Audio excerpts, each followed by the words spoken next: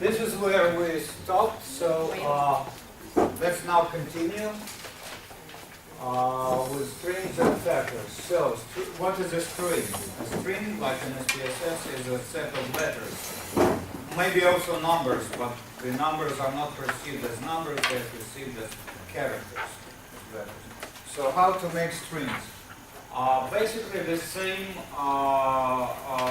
concatenate function, C, will glue the elements together, and the only difference from numbers is that you have to place strings in quotation marks.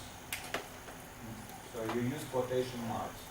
So let's execute this line.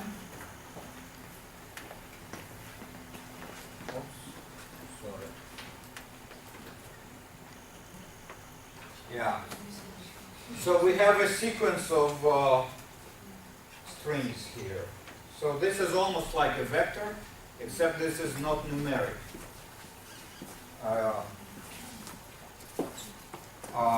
We can also now make an object called y and assign this sequence of strings to this object. So let's call y, and of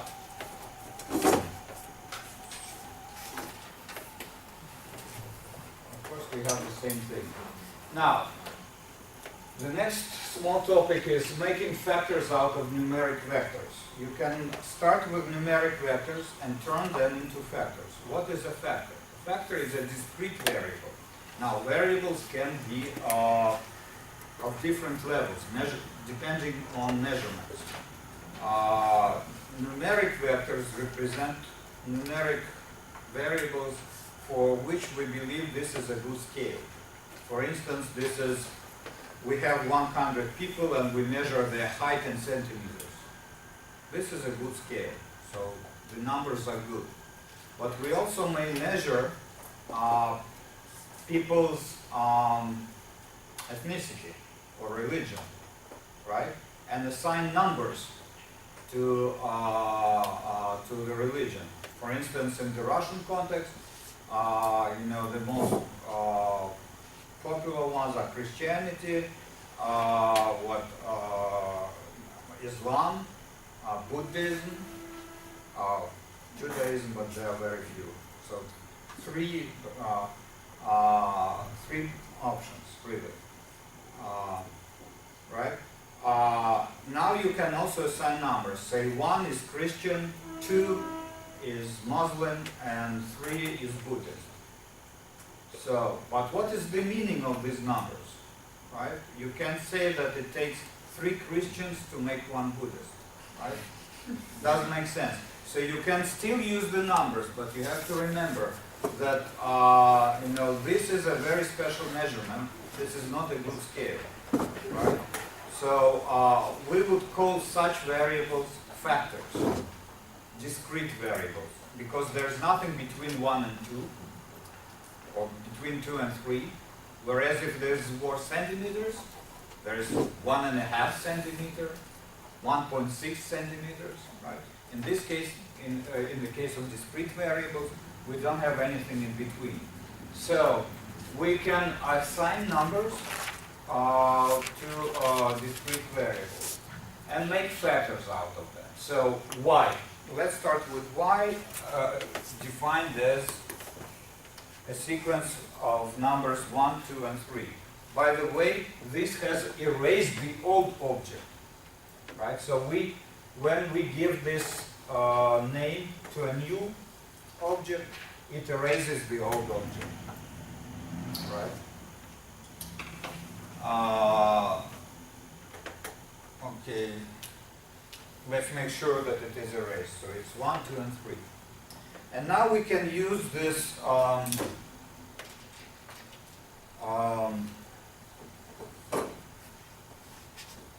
object as an argument in a function called factor. Factor produces discrete variables from numeric vectors. So it's very simple. the values are the same, 1, 2, and 3, but there is an additional message, levels. It lists levels. For discrete variables, we call the values levels, 1, 2, and 3. There is nothing in between these levels, right? We can also, just like in SPSS, assign labels to numbers, right? So here we can still use 1, 2, and 3, and yet assign labels. So then we would use an additional argument in the for the function factor. So y is the first argument, numeric vector, and labels is the second argument. And we give some names. These are strings, right? Same strings.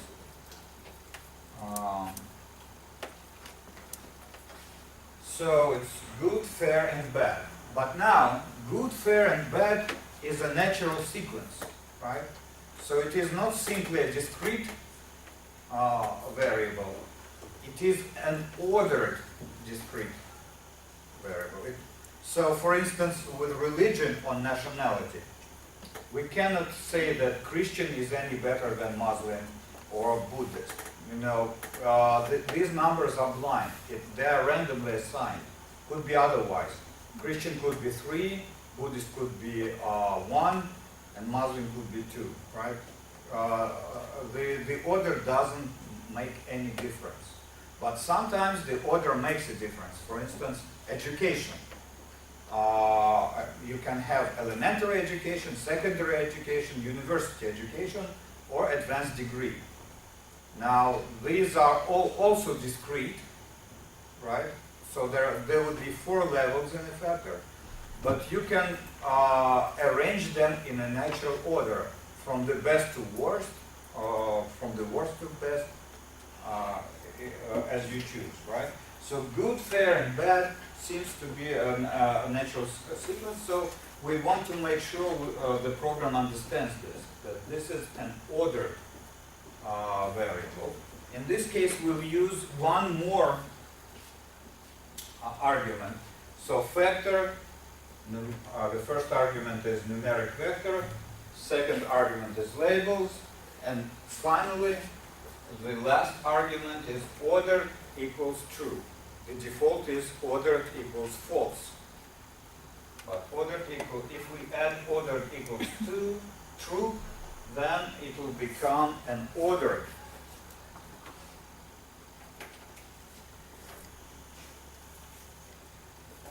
Again, the values are the same, good, fair, and bad, but levels are a little bit different. The program now understands that this is a natural sequence, except that maybe we don't like that good is less than fair and fair is less than bad. Again, technically that doesn't make a difference, but maybe intuitively we want it to be arranged the other way, in the opposite, the other way around, right? So it's possible to do it.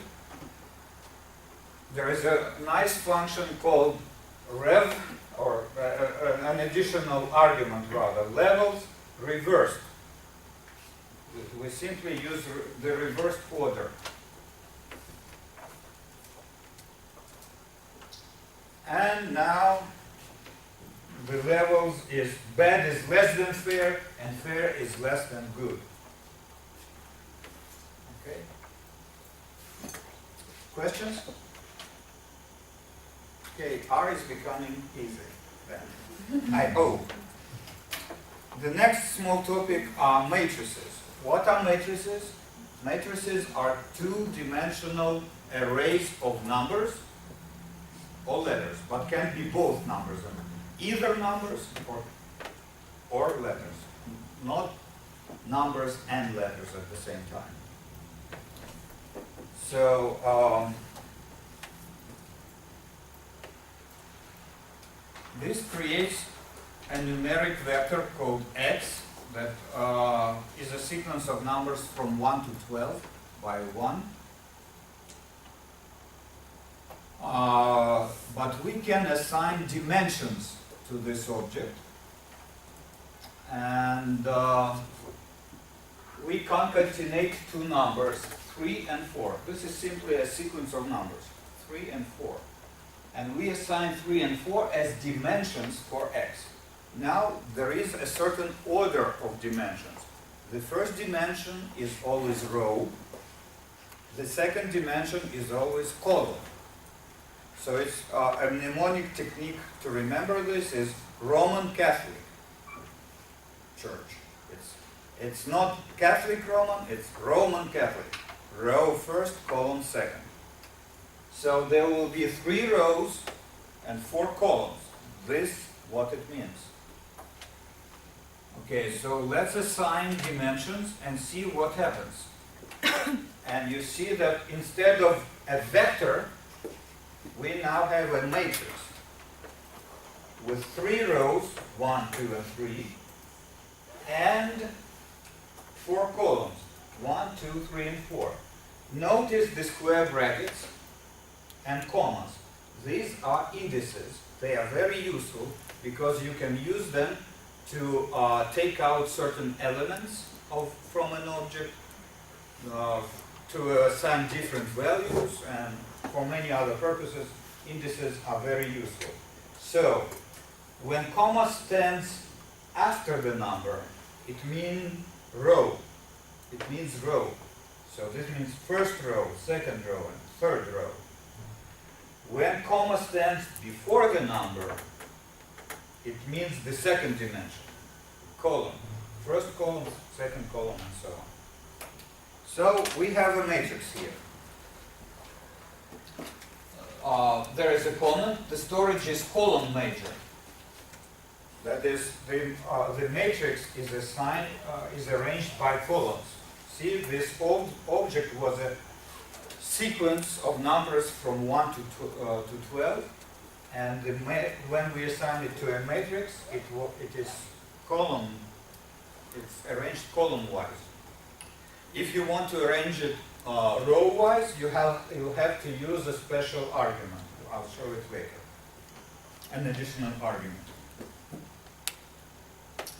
And you can, if you forgot, or if you want to find out what the dimensions of your object are, you can use this command, and it will direct the output to the screen. So 3 and 4, which means 3 rows and 4 columns. First rows and columns. Yes? What exactly is the purpose of concatenate? What would happen if we were to not concatenate? Well, then the program would not understand it. Concatenation is making a finished sequence of numbers. If we used 3 and 4 separately, it would think of it as 2 different objects without an operator, and it wouldn't know what to do with these 2 objects, So 3 and 4. So here concatenate is more to bind them together, not Exactly, it's binding them together. not in the traditional sense where it simply just makes a single string out of everything. Well, it is also in the traditional sense. It makes a single string out of 2 numbers. It produces a vector of the length 2, as they say in R, meaning there are 2 elements. The first element is 3, the second element is 4. Yeah, if you're familiar with other programming languages, things may be a little different, but after all, the logic is the same.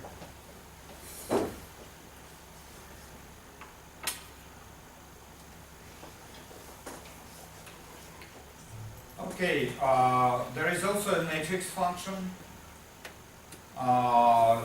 This is an alternative way to produce the same matrix. So it takes as the first argument a numeric vector, The second argument is the number of rows, because a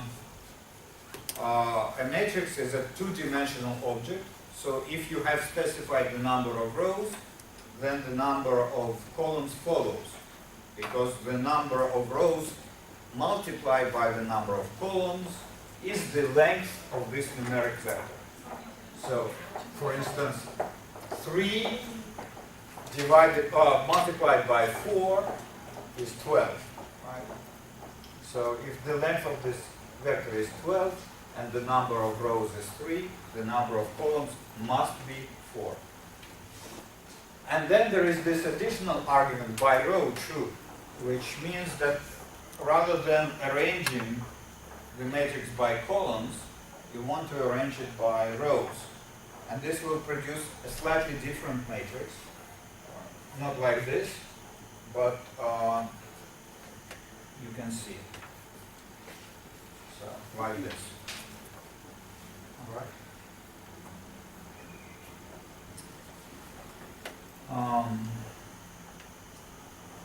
Of course, you can assign more dimensions. For instance, you can assign 3 dimensions to an object whose length is, to a vector whose length is 12. You can assign 2, 3, and 2.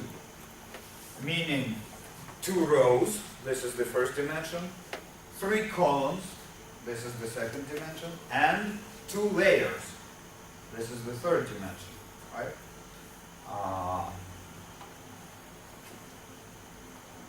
So let's do this, and let's see what the object looks like.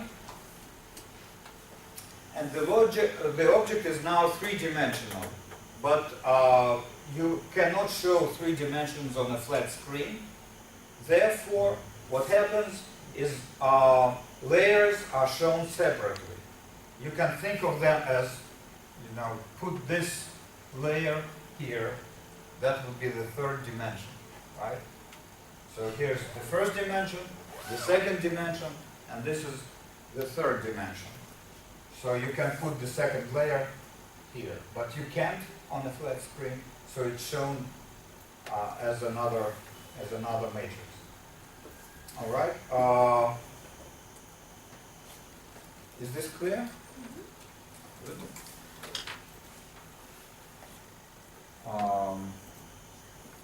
So let's find out what class this object belongs to, and it is not matrix. It is an array, because a matrix is always a 2-dimensional object. It is a more complex object. It has 3 dimensions, so it is an array. And in case we forgot, let's check the dimensions. It's 2, 3, and 2. 2 rows, 3 columns, and 2 layers.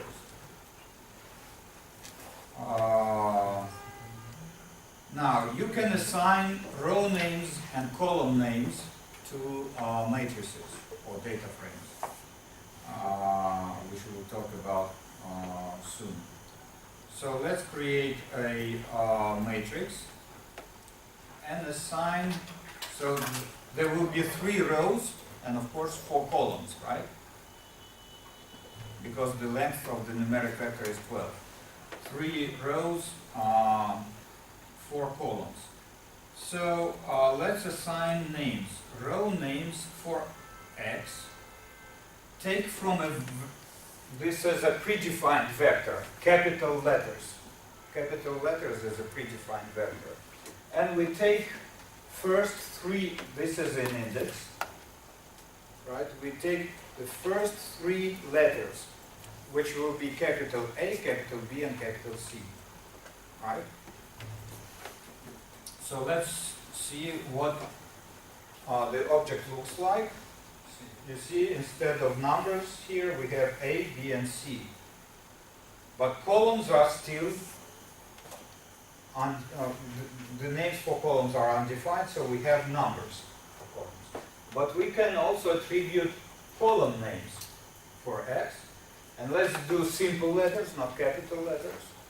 And the first 4 simple letters. Now, R, just like Linux, is case sensitive. So capital letters and small letters are different. for R. So let's assign column names and let's see what the object looks like. So ABC for rows, ABCD for columns names. We can transpose. The function for transpose is T, a very simple name. Tx will change the rows and columns. So now what used to be columns are now rows, and what used to be rows are columns.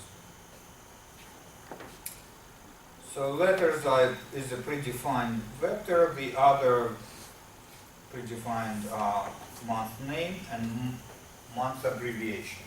Sometimes they may be useful. C bind means column bind, and R bind means row bind. These functions may be useful also.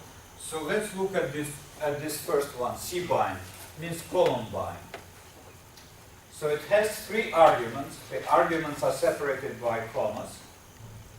The first argument is the sequence of numbers from 1 to 4, 1, 2, 3, 4, and we assign a name for this vector on the fly. This vector is called capital A. Then the next vector is called capital B, and the final vector is called capital C. Let's execute this.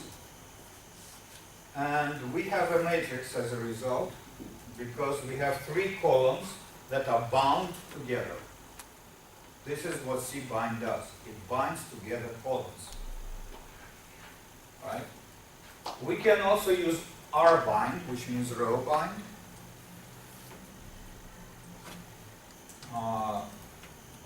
And you know, the result is obvious. So the next thing we are going to discuss is data frames. These are the two-dimensional arrays that can use both strings and numbers. And these are the objects that we will deal most often. Unless there are questions at this point. No questions? Good, because we don't have much time, so I need to speed this up a little bit.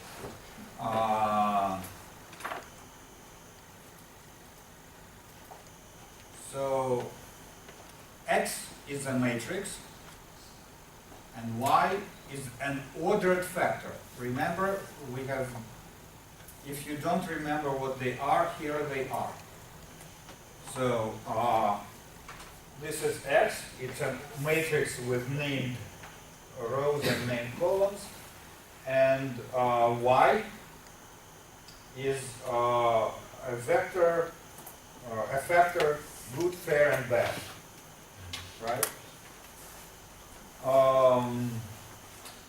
Semicolon here is used to execute two commands on the same line, so it simply separates two commands.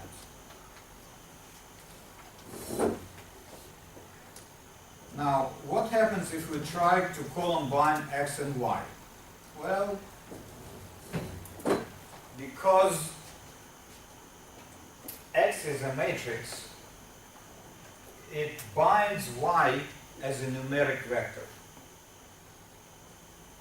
Because matrices can't have both numbers and strings, right?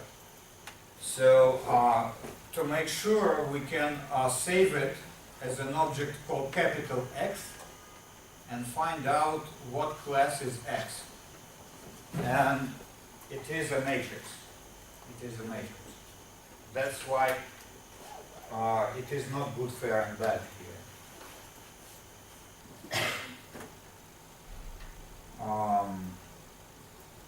Now, let's try and use a function called data frame and try to bind X and Y. And the result is different. Now we have numbers and strings in the same object. we can save it as a capital Y and find out what class is Y, and Y is of course a data frame. Is this clear? Good. Moving on. Importing data frames from text files. Well, we have already used get working directory function and set working directory function. This is just an example after the comment. Remember that you have to use straight slashes, not backward slashes, even if you use are under Windows. So now let's use external file. How many people know what a CSV, or let's put it another way. How many people do not know what a CSV file is? Okay, a few people do not know what a CSV file is. CSV is a text file that is compatible with spreadsheet formats. So for instance, if you use Excel, you can save a table as an Excel file. Alternatively, you can use it as a CSV file, which is a text where numbers are separated by commas.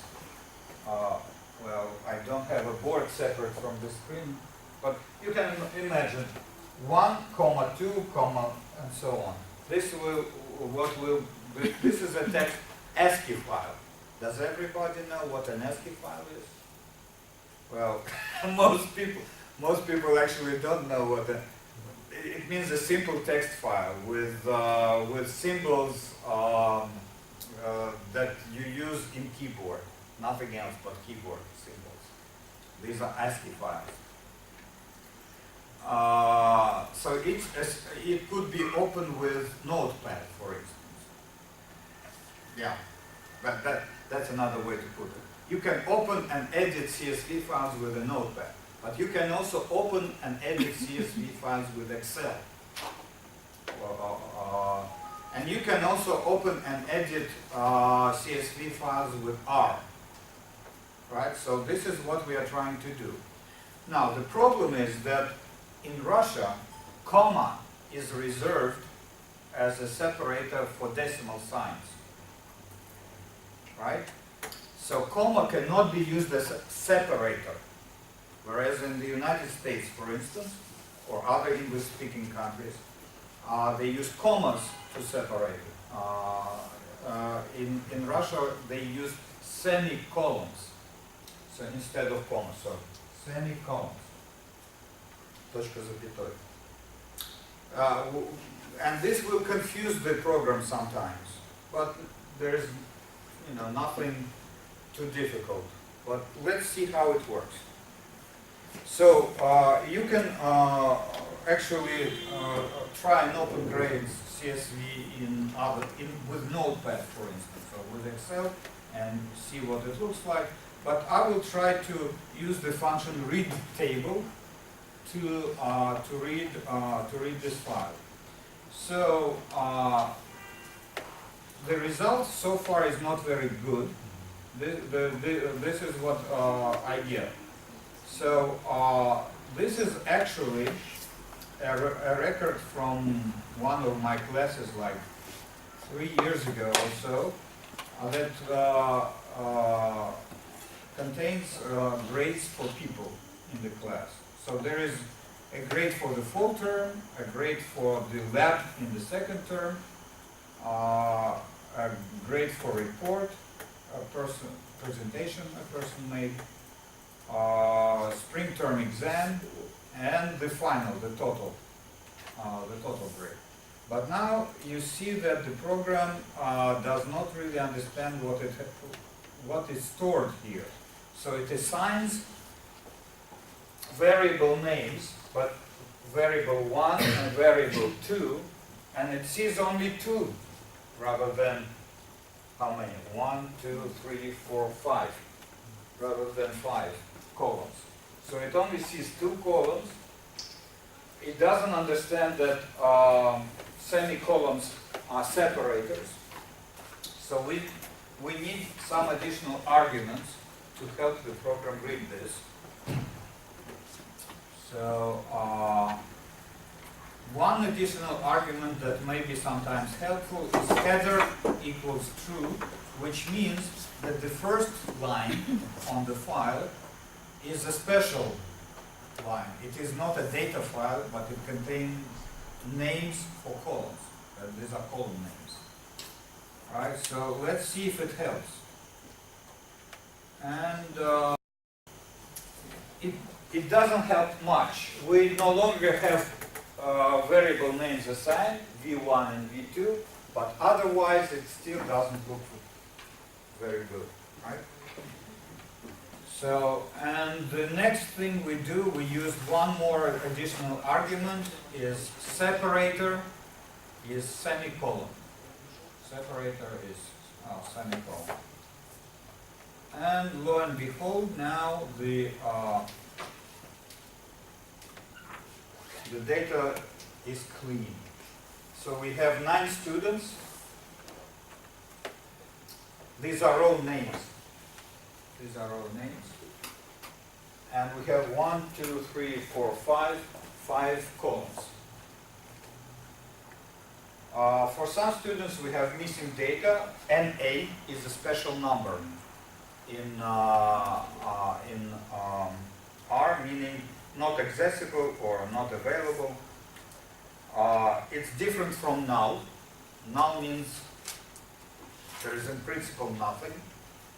And A, there could be something, but there is nothing. We don't know. The data is missing. So for Tamara, the problem was that she did an internship in the second semester, and therefore she didn't. And for Maria, she didn't. I don't know what was the. I don't remember what was the reason, but she didn't have a grade for a lab. They were supposed to read a lab one time per semester. So this is the data.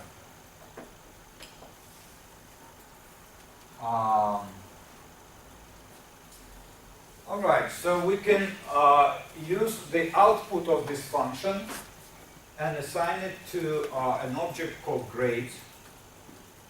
So there will be one more object that we create, and of course it contains the same data.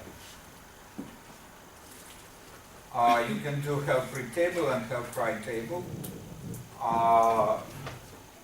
Sometimes you create tables that you want to save as a CSV file, for instance, to later use with Excel or also with R something. The corresponding function is write table.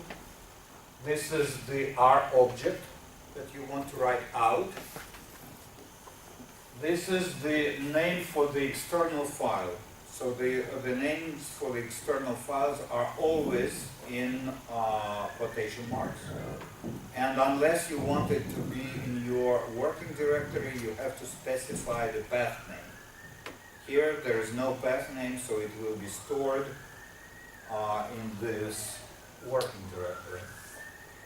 This is what you want to use as separator. This is what you want to use for decimal point. You want to keep row names as a separate column, and column names also. And this will write out the file to your working directory. There is, in addition to read table, there is a read CSV function, which is simpler. In Russia, we have to use this sometimes, not oftentimes, but sometimes you have to use this additional argument for separator with this CSV file. So it is working. Head and tail, this is useful when you have large data frames. You don't want to print out the whole data set on your screen, but you want to see what it looks like. You can use head and tail. Head will take the first 6 lines, and tail will take the last 6 lines of the data frame. So you can execute it yourself. there is a data editor in R. It's very basic, and most times you don't want to use it. You probably want to do it in Excel or SPSS or Stator or any your preferred software. But it's in principle possible to use fix command, and here's a very simple editor where you can change something, and as you close it, the object will be changed. The edit is an analogous function. The difference between fix and edit is that you can use edit with a null. So see here we have a sequence of functions. So we start with null, which is an empty set. Then we coerce the empty set to be a data frame. And then we edit it. And we assign the result of our editing to an object called test. So if you execute this, you will get an empty spreadsheet. And if you enter something and then close, you will have a new object called test with some data. I don't enter anything, close it, and there will be no object called test in my directory. Another small but very important topic is about using indices. I have pointed out indices when we were discussing matrices. And using indices is very useful in many ways. Just to remind you, if we have one-dimensional object, there is only one dimension, and you can simply use one number. Or if you want to, you can use, so it returns fair, because it's good, fair, and bad. And number 2 is fair, right? There are only 3 elements in this is a very small unidimensional object. 3 elements, good, fair, and bad. Number 2 is fair, so it returns fair. I could use maybe 2 numbers.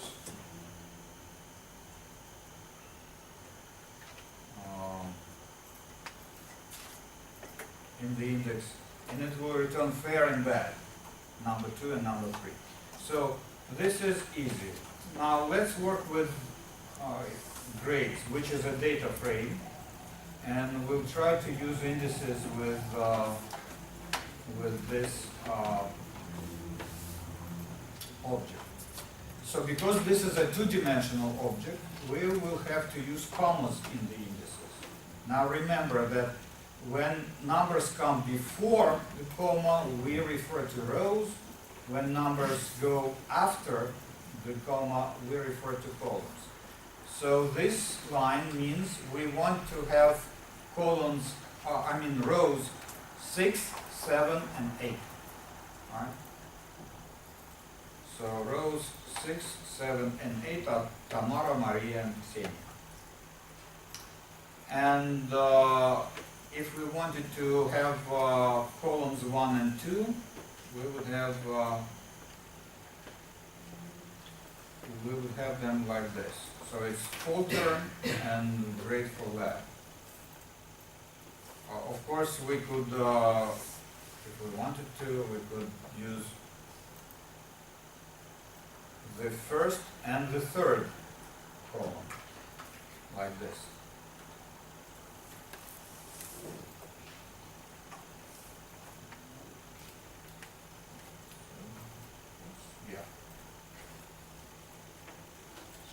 So this is full term and report.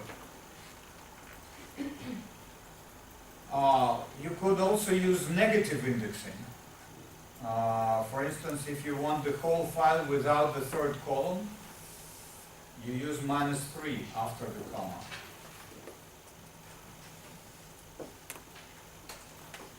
There is a small tip for your home assignment that you will read yourself.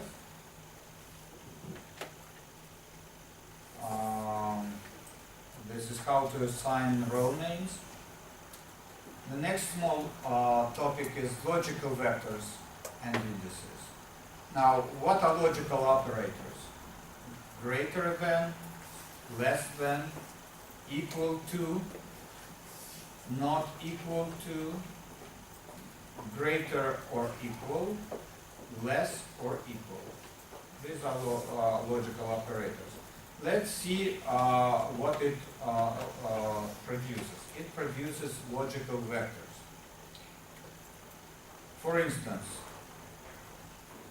I have also to explain what the dollar sign means. The dollar sign means the element total from the object grades. Total is a column, the final grade from the data set grades.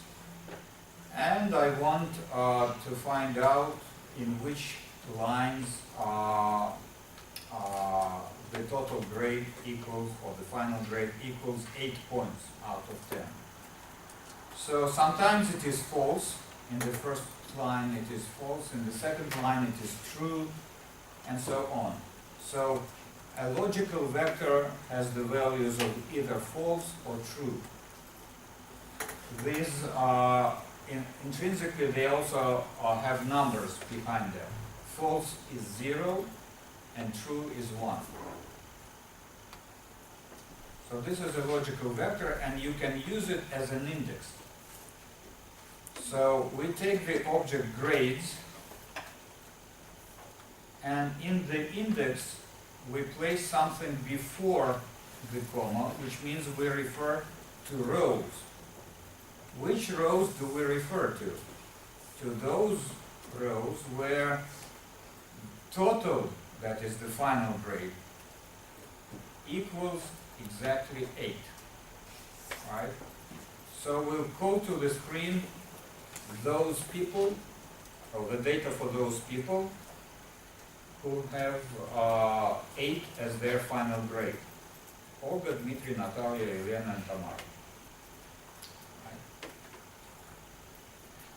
We can also use another logical operator, less than 8, people who didn't do so well in the class. And these are Anna, Maria, and Daria. Daria is the worst case. She only had 5 points out of 10 as the final grade.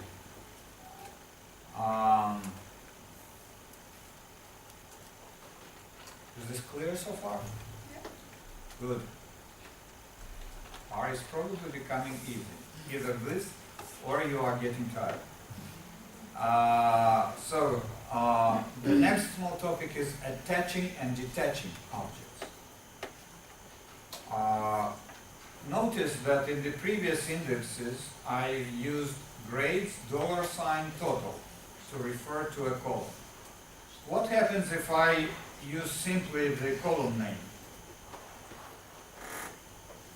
Well, I get an error message. It says the object total is not found. The object called total is not found. Of course, because there is no such object. There is an object called grade, and there is total inside it, but there is no object called total. But if I attach grades, then its elements are seen by the program as separate objects. And now I can use total instead of grades, dollar sign, total as the index. Is this clear? Some people do not like to use this feature because oftentimes you use several data sets simultaneously with the same column names. And if you attach one object and then you attach the second object and the names are the same, then the program gets confused and you can get a lot of junk instead of data analysis. So whenever you use attach, be careful that at a certain point you use detach, because otherwise you may confuse the program. But so far, let's operate with the attached. We can do grades, total greater than 8. We can use a bit more, so greater than 8, there is only one person, Ksenia, who was exceptionally good.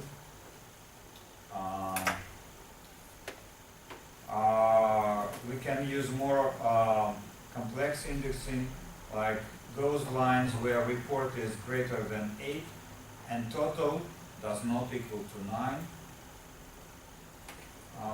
These are Natalia and Elena. We can use report greater than 8 and total, or total. So the difference between these is this means and this means or. And of course, when or, you know, there's less restriction. There are more such lines. Finally, we detach grades and we switch to the next topic, which is importing files in a foreign format, including, for instance, SPSS data files. So there are read SPSS function. There's read SES. SES is a very powerful statistical program, and read DTA. For those who have used Stata, they know that the DTA is the extension for data files and Stata. These functions are stored in a package that is not loaded automatically. It comes with the basic package, so you do not have to install anything extra, but you have to call this package called foreign. In order to call this package, you use the function called library foreign, and then you can use, for instance, the function called read SPSS, which will read SPSS data files. This is the name of the external file, separatism.sat. If it is not stored in your working directory, then you have to use the path, but it is stored. It is supposed to be stored, I hope. In your case, it is stored in your working directories. So I will not use the path name. To data frame true means we want to read it as a data frame, because otherwise it will be read in the so-called narrow format. Perhaps we don't want to explain at this point what it means, but you want to use it as a data frame. Use value labels equals true means that if there are labels assigned to numeric values, you want to use labels instead of numbers. Otherwise, if this is false, the program will read numeric values instead of labels. Is everything clear? Okay, so we have created a new object called separatism by reading an SPSS data file into our data space, into our working environment. Let's see what it looks like. So these are the data from mid-90s, 20 years ago. These are ethnic republics of the Russian Federation. These are two indices of political separatism produced by two scholars, Dmitry Gorenburg and Daniel Friesman.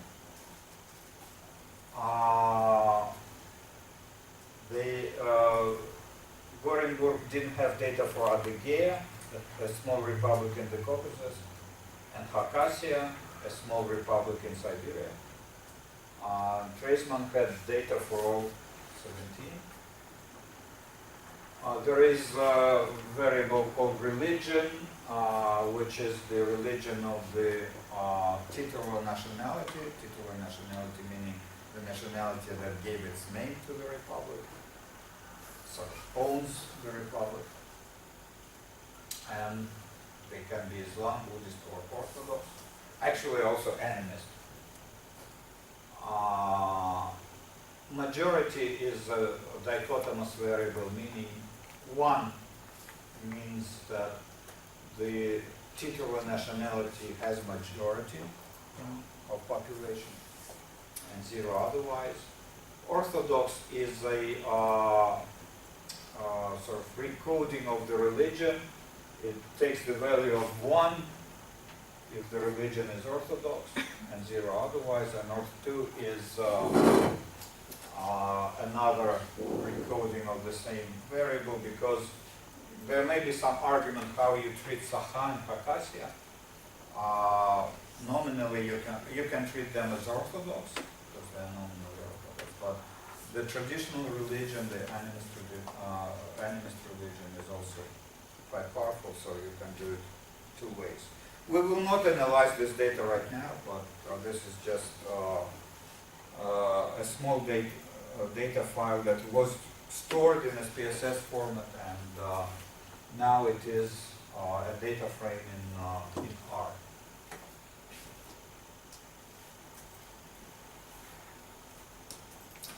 There are some tips about variable names.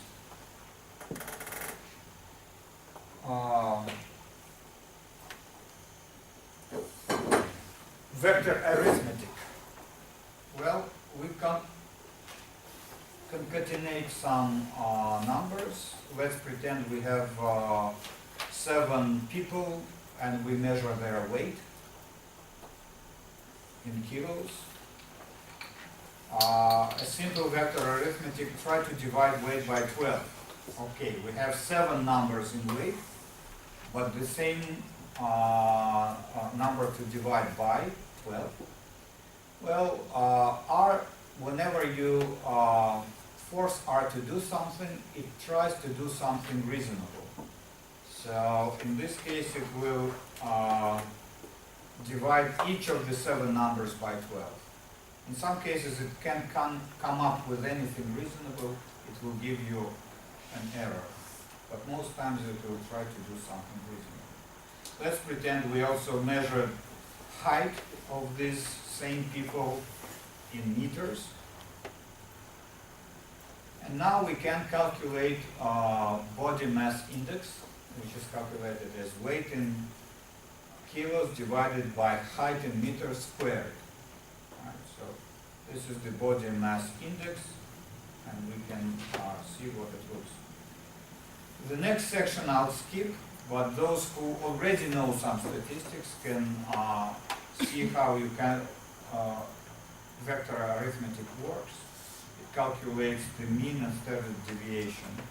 Of course, there are special functions, and this will be easier to use, but mean and standard deviation.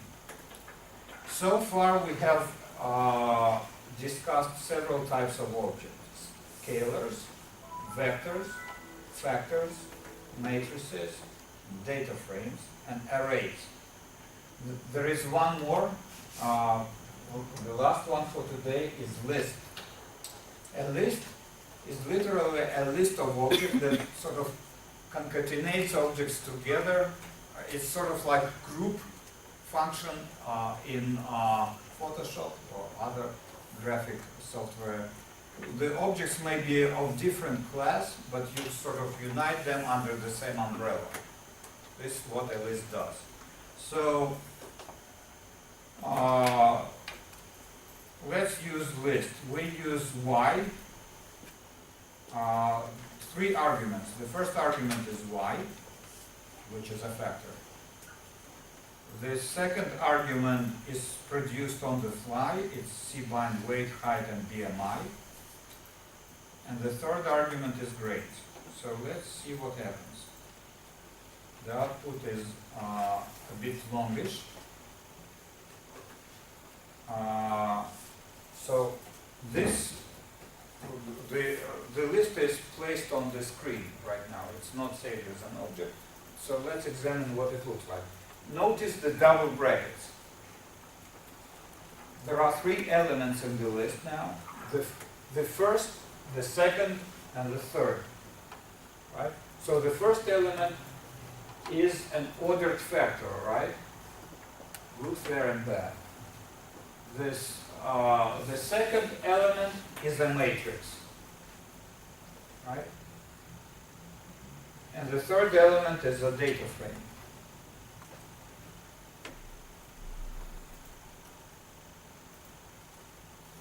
Sometimes lists are useful, especially in the output. In output of statistical commands, the output is oftentimes lists. You can save the list in an object called myList, and if you want to use index, you use double brackets for lists. So this will produce the second element of this list, which is the matrix with weight, height, and BMI.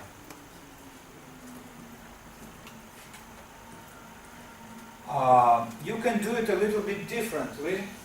Here we assign names to each element of the list.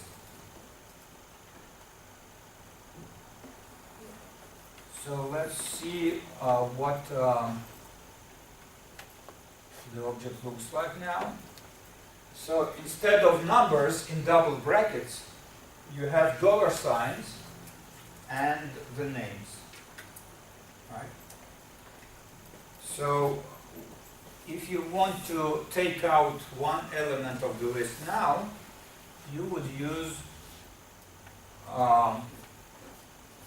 myList $myFactor, which means the element called myFactor from an object called myList.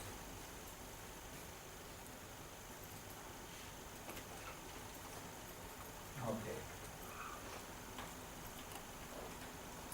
Combine some levels. Let's keep this for now. A couple of other useful functions: lapply, sapply, and tapply. Lapply returns a list. So here we have three arguments in lapply: grades, which is the name of an object; mean is the function that we want to apply; and an additional argument called an a remove equals true. That is, this is necessary because R is very sensitive to missing data. If there is missing data, it will not execute most commands. This is actually a useful feature because if you work in SPSS, you can start a regression with like a dozen or more variables with lots of missing data. And of course, SPSS will only use those lines where you have all the data. So if you have 12 or more variables in your analysis, and many of them will have missing data in separate lines, it in effect will mean that most lines will be dropped. And you will not even notice this when you execute the command. R is very sensitive to this, and it will produce an error message. There are missing data on the file. So in some commands, this can be circumvented by this additional argument. In some cases, you really need to clean data to make sure you have, you know the data that you're using before you run a regression, for instance. So let's see what lapply does. L stands for list, so it produces a list of means.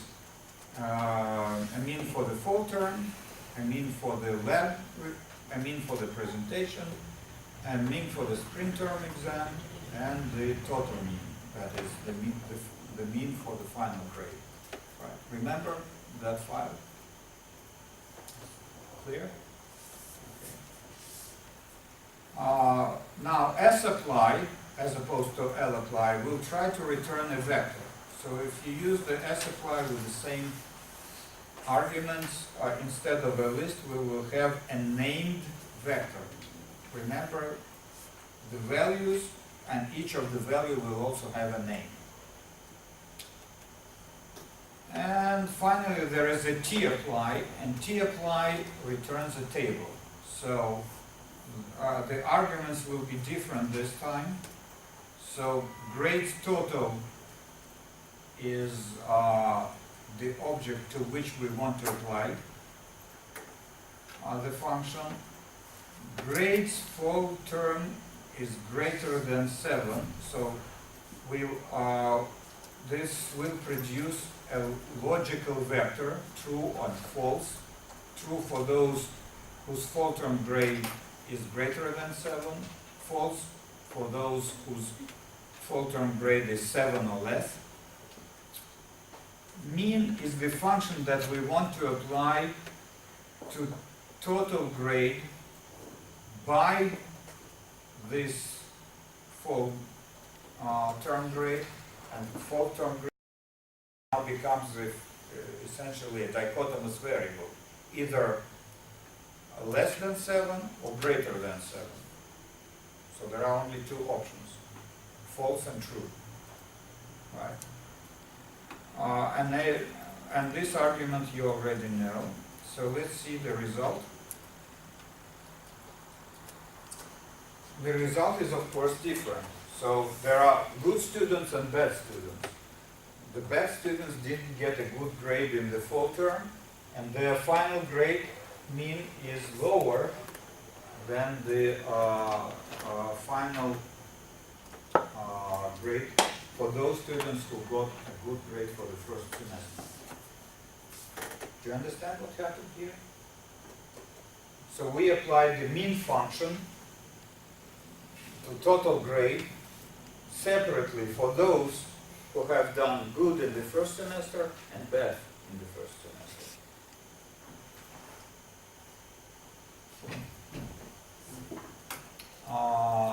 Sorting, this is pretty much straightforward. For vectors it is very easy. You simply sort grades total, and the default order is ascending. You can change it. There is an additional argument to change that. You can look it up in help. Ordered for matrices and data frames, it's a little bit more complicated. You first produce an order vector. So if you want to sort the whole data frame by final grade, for instance, so you use a function called order, and this is the final grade, and you save the result as an ordered vector. Let's look at the ordered vector, and also let's call the whole data frame. So this is the ordered vector. The first value is 9. Why is that? Well, this is because the line number 9 is Daria, and Daria got 5, which is the lowest grade in class, and because the order is ascending, you start with the lowest value. So Daria's total is 5 points out of 10, so therefore she should come first. Line 9 comes first. The next line would be 1, which is Anna, and so on and so forth, right? And what is the final one? The final one is number 8, which is Ksenia, who got 9 out of 10, and this is the highest grade in class. So this is the ordered vector. And now you use ordered vector as a index for rows. Of course, you could have done it immediately. You could do this order grades total, comma, in square brackets, but that would be a little confusing for you. So I separated it into several steps, but you could do it in one line. So now you create a new object called grade sorted, and let's look looks like. And it is now sorted. So Daria comes first and Ksenia comes last, because Ksenia did the best and Daria did the worst.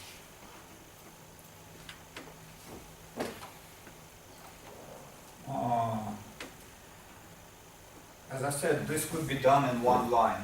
So instead of saving ordered vector, you could have typed order grades total here.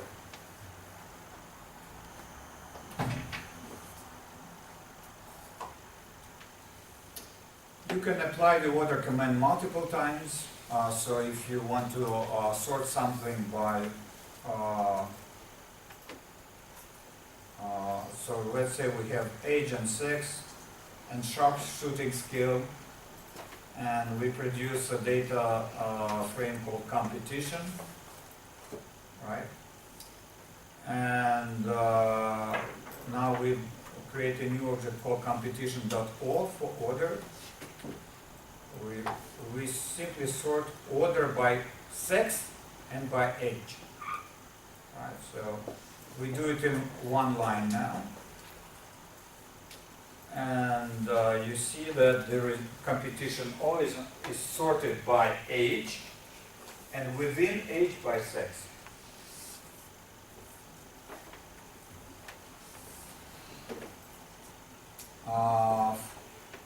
We are almost done. There is a small problem to illustrate the capabilities of R. We want to find the probability of getting a lucky ticket. This is a Russian superstition for those who are foreigners. When you get on the bus, you buy a ticket, or I don't know if it's true in Moscow anymore. Is it? Or is it? Okay. So you buy a ticket, and the ticket has a number of 6 digits. 6 digits. And the superstition is, if the sum of the first 3 digits equals to the sum of the last 3 digits, then this ticket must be lucky. You have to eat it. Huh? You have to eat it. You have to eat it on the bus. Yeah. So even if controller comes, you pay the fine, but you get the luck. You separate with your money, but you get the luck.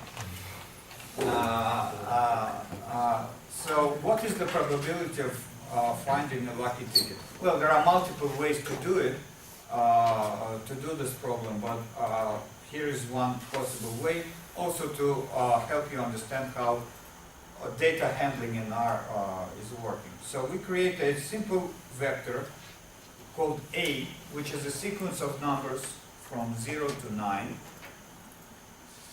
And then we create a data frame called tickets by using a function called expand grid.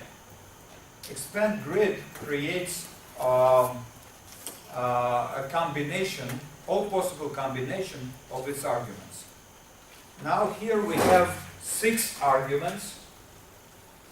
We call them A1, A2, A3, and so on.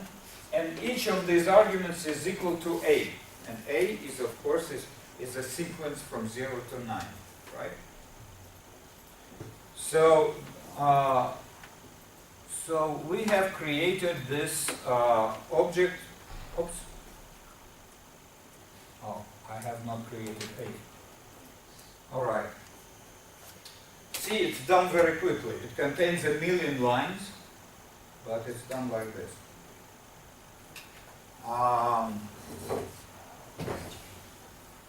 Now let's see what it looks like. Head. So these are the first 6 lines. 1, 2, 3, 5, 6. A1, A2, and these are digits. So each line is a ticket. Right? Let's tail. So this is line number 1,000,000, and there are the earlier lines, and the last ticket consists of all 9s, right? Dimension tickets, 1,000,000 rows and 6 columns. Let's attach it, and now I make S1 standing for sum 1, the sum of first three digits, and S2 the sum of last three digits. Oops. Okay. And now I create a vector called y that takes the value of true for those lines where S1 is equal to S2.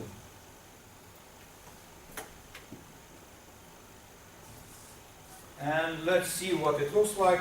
Well, there are a million of y's, right? So I get only the first 10. The first 10. So in the first case it is true, in all other cases it is false. It is true in the first case because the first ticket was all zero, right? All zeros. Now I can do some y. Okay, y consists of true and false, but remember the true is 1 and false is 0. So sum of y is 55,252. This is how many tickets, how many lucky tickets there are, right? Out of a million. Length y is of course 1 million. So you can divide the sum of y by the length of y, and the probability is just a little over 5%. So the probability is relatively small, but once in a while you get it. It's above 5%. You can also do sample. The sample function will take 12 random numbers out of a million, and I use these 12 random numbers. Each time you use it, they are different 12 numbers, as an index for y. Y is a unidimensional object. It's a numeric, it's a logical vector, so you don't use commas on this index.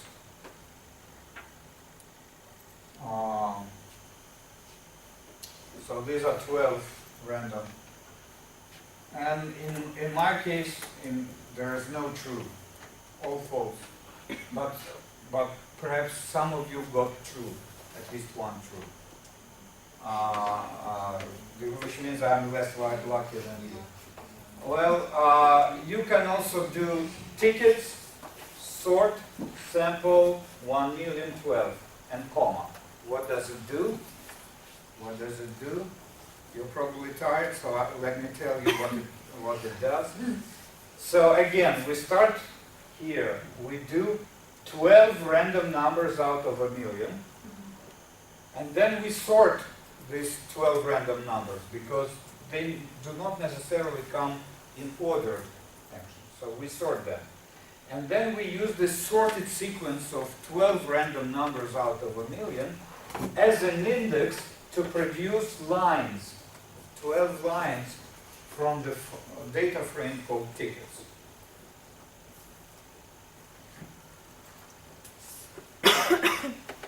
So these are 12 random tickets, and let's see if I got lucky this time. Well, I'm tired myself, so I don't want to.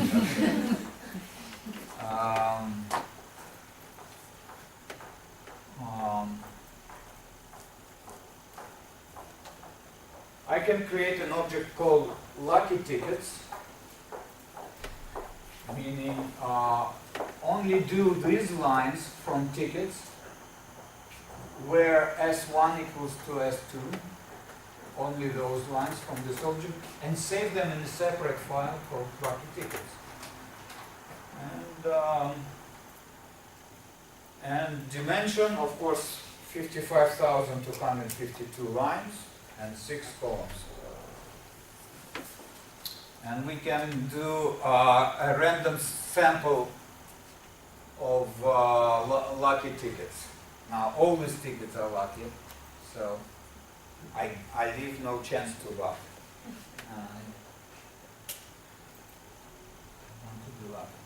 So this is basically it. The last thing I want to do, and you don't have to pay attention much this time, is just a brief demo of graphic capabilities, because the next time, the day after tomorrow, I will discuss graphics in R, and you don't want to know how to produce this, but I will simply use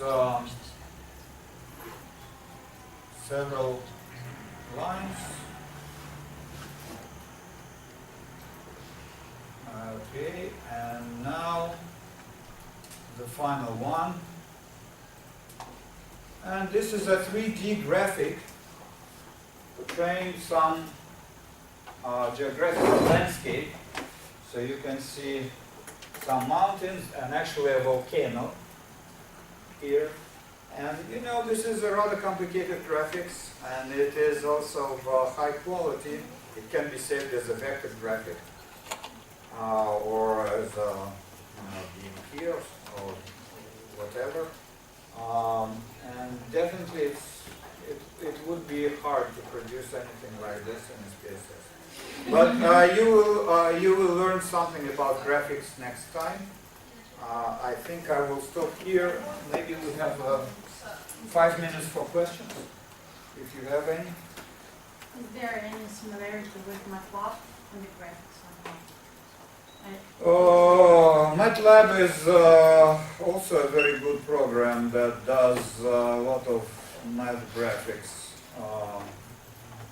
But R is not worse than MATLAB, let me say this.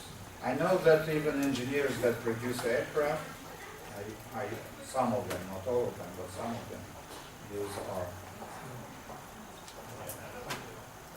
So your home assignment will be uploaded at about 7 or 8 p.m. tonight, and it is due 2 days from now by noon. 3rd of September, 2 days from now, by noon. The ones who doesn't have the existing password, how can Then you write to Anna, and she will send you the, write right now, and she will send you the assignment. Okay. Yes, but you should still try to get an access to LMS. It would be great. Okay, then nothing from you?